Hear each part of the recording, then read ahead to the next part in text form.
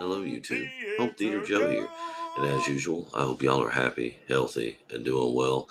We will be putting our MMA hats on again today for all of us MMA Joes out here in YouTube land talking about UFC 272, which airs tonight. Little side note, I got my hair down. I'm not feeling well, but I love MMA. We got to talk about this stuff. Well, real quickly, though, before we do. Um, you may or may not know that I do.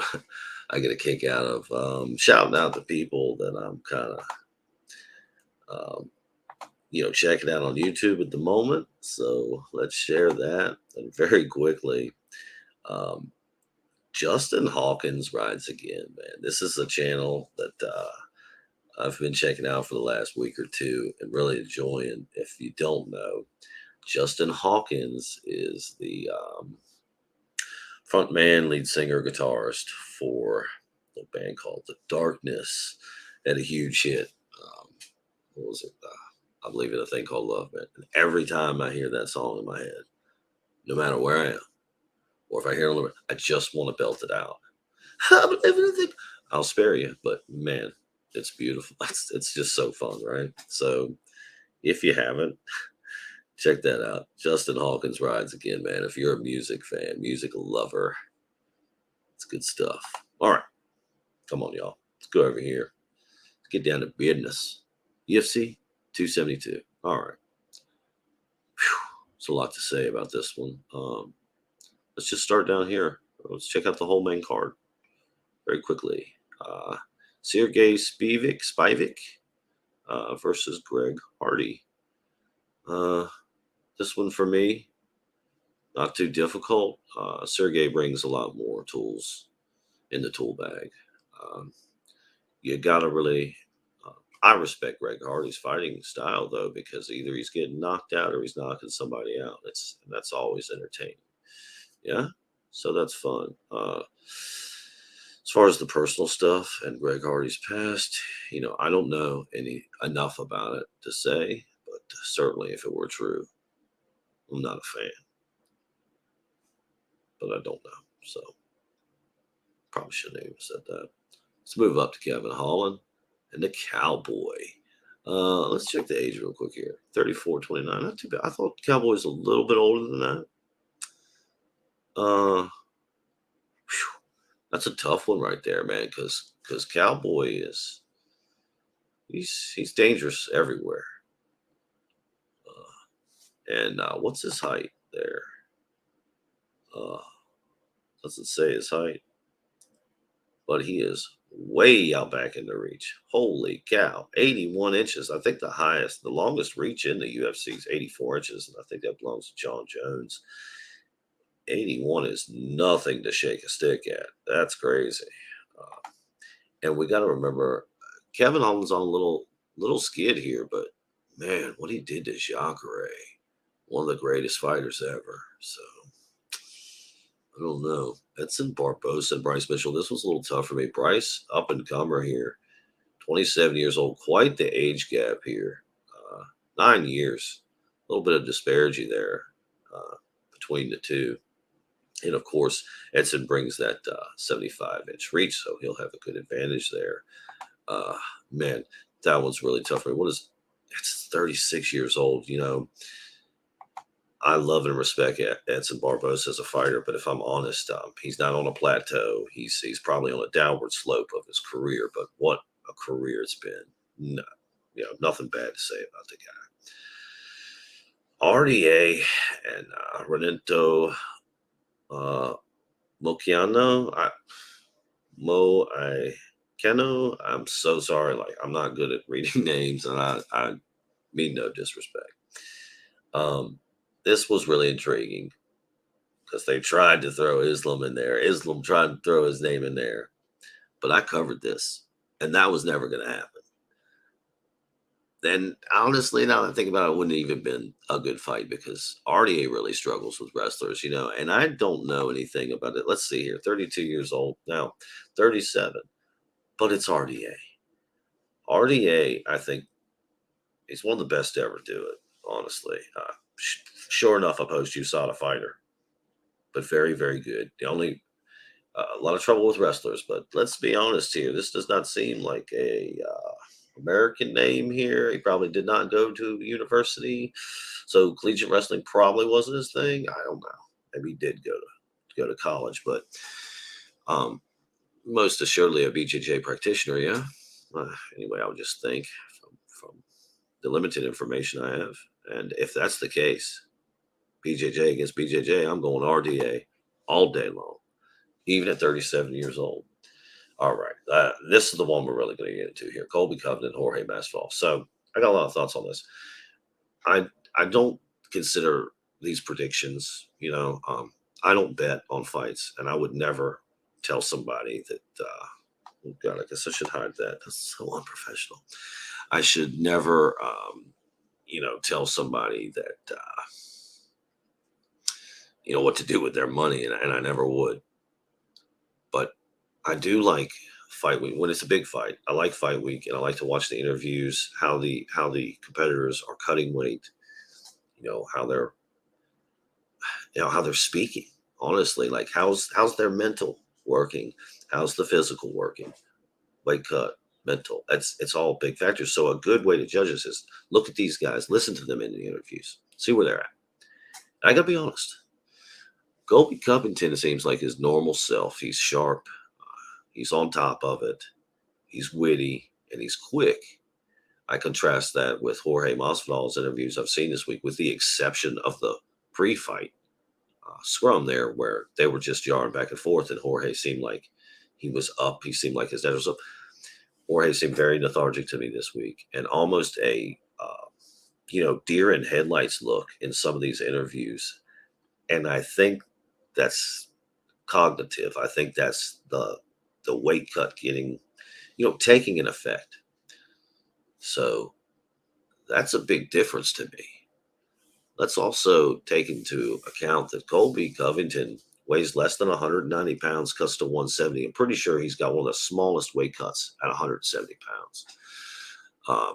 Maybe now Kevin Holland's close there with him, because I believe Kevin Holland had to eat a couple cheeseburgers to get to 185. But having said that, Colby Covington is surely one of the lowest weight cuts at 170. And Jorge Masvidal, while he doesn't have more muscle mass than Colby, he does carry more mass. He is just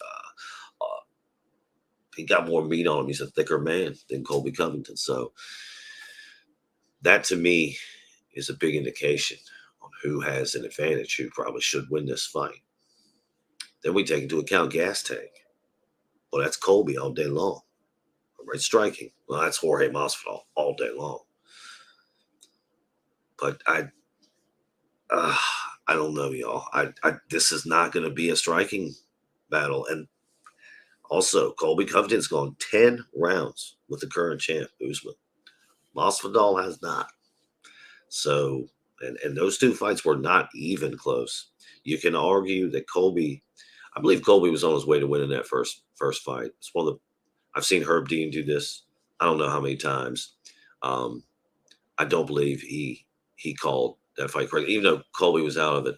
I think he was taking some hammer fist to the back of the head, much like Connor v. Dustin Poirier won at 145.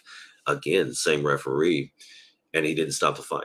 That those fighters should have been given 5 minutes to regain their composure. And if you can imagine Usman hammer fisting you in the back of the head, man, that's got to take it out of you, right? So I think he won that first fight. I think he should have anyway. That should have gone to it. Even with the drop in the what was it, the fourth round? Getting into it too much. He definitely lost the second fight. I mean, look, even if he won on points, which I may even be able to argue that, you got to take it from the champ. You can't just beat the champ on points. 3 rounds to 2. No. You got to take it from the champ. And let's be honest, the damage in that second fight was for Usman all day long. Colby Covington, to me, is in position to win this fight. I don't even think it's a competition, y'all. That's just what it is for me. Let me also say, on a personal note, for Colby Covington, all the stuff coming out of his mouth, and it has been for years, I don't really care for. even if I do agree with what he says about Joanna Jędrzejczyk. I absolutely love Dustin Poirier. Been a huge fan ever since he was at 145. I predicted him to beat Conor at 145. We all know what happened. Herb Dean, back of the head. Anyway, I won't go into it. I love Dustin Poirier, and I would love to see him and Colby Covington duke it out. That would be amazing.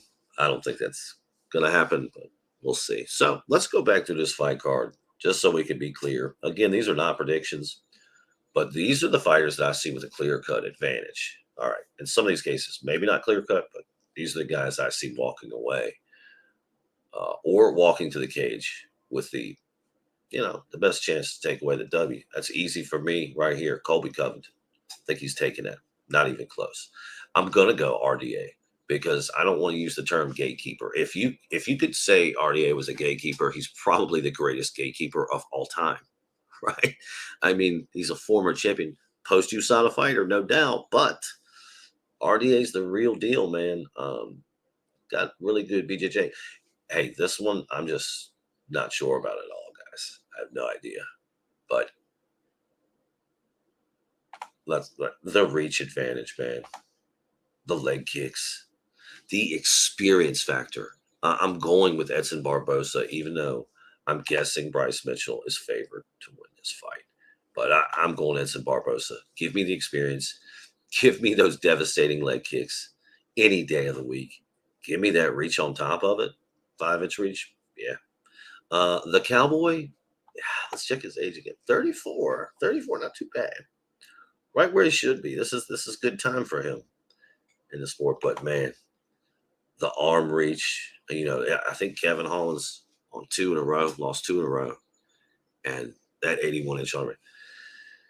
What he did to Jacare Souza, one of the greatest fighters that's ever been, in my opinion, was amazing.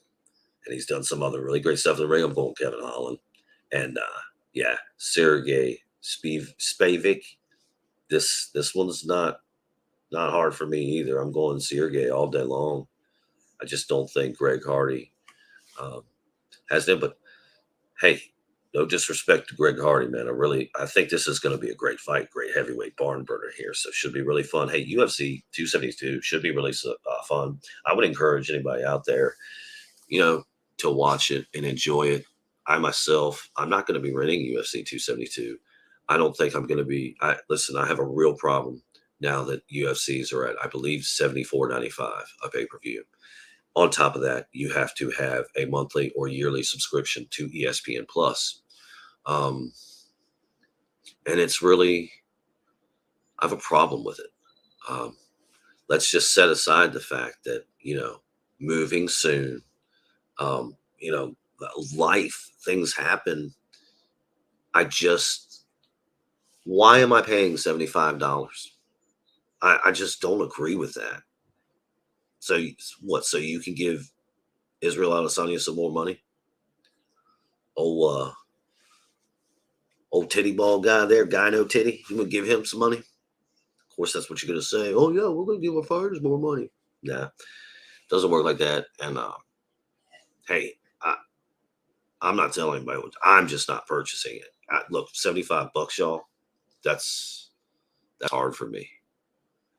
I was okay at $60, even though I didn't want to pay it. But beyond 60, at 65, now 69 or 74, whatever it is, I'm having real problems. I just don't like it. And the only way I can speak, as an American to a huge company or corporation, here comes Samantha, you're about to hear a whole lot of clicking and clacking, is with my wallet. So, yeah, I don't like you, UFC, for charging that much money. Samantha needs to go outside. I'm going to wrap it up. Hello, baby. Good morning. I'm going to wrap it up. Get out of here. If you have any questions or comments, good, bad, or indifferent, you can go ahead and put them down below. They are greatly appreciated, greatly encouraged, man. Yeah, get you some water, baby girl. Oh, girl. Yeah, good girl. Worth her weight in gold. That's Samantha. Anyway, yeah, man. I hope everybody gets to enjoy 272 if they feel the need. I know I will enjoy the results, whatever way, and I will be definitely looking at those highlights. Maybe we'll live stream about it tomorrow morning. Boom. All right, man. I got to get out of here. Take care of these doggies. You know what time it is. As always, thank you for listening. Be good. Be safe. Boom. You going to say a boom too? Speak. Oh, okay. Good enough. MMA Joe.